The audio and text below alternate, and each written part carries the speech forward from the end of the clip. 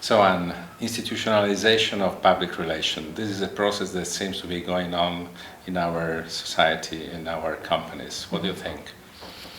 I absolutely agree. And if we look at organisations, it seems to me that there are three aspects of institutionalisation we could look at.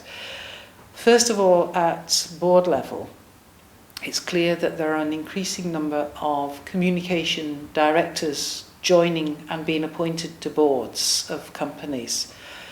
Interesting that it's not marketing directors. The number of marketing directors, certainly in the UK, who are being appointed is decreasing. But the number of people who have a broad responsibility for communications, those directors with a broad remit are increasing in number at board level.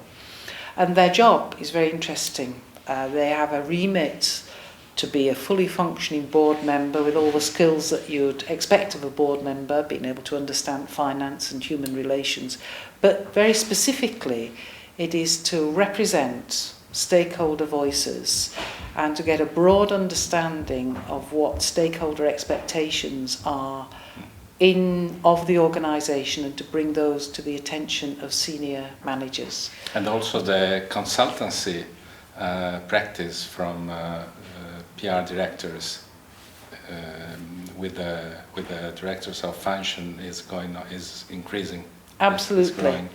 I think there was a view, maybe a few years ago, that it was a responsibility just of the public relations person to manage organisational stakeholder relationships. It's not the case. Right. So they have an educative function with other senior managers to help them to understand what their connection with stakeholders should be and to help them listen and to take on board what the external perspective are, and also to be able to present their case more persuasively and cogently, having taken account of what the external perspective is to the outside world, and to try and gain respect for the organisation and the permission of those stakeholders to operate. It's called the licence to operate.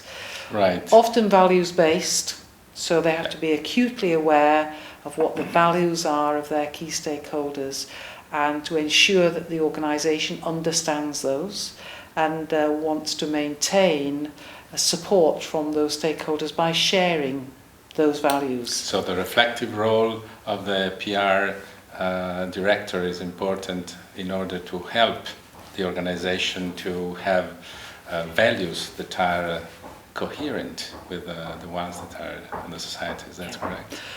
Thought through, articulated, shared with stakeholders, and which add real value to the organisation and become the mantra by which the organisation does its business. Because if it just declares those values and then doesn't live by those values, so it almost becomes the guardian of the values, the comms director function, very important in preserving the real value of those values. Otherwise, the organisation is going to find itself in trouble, in crisis, and its licence to operate removed. Well, thank you very much. Okay, thank you. Thank you.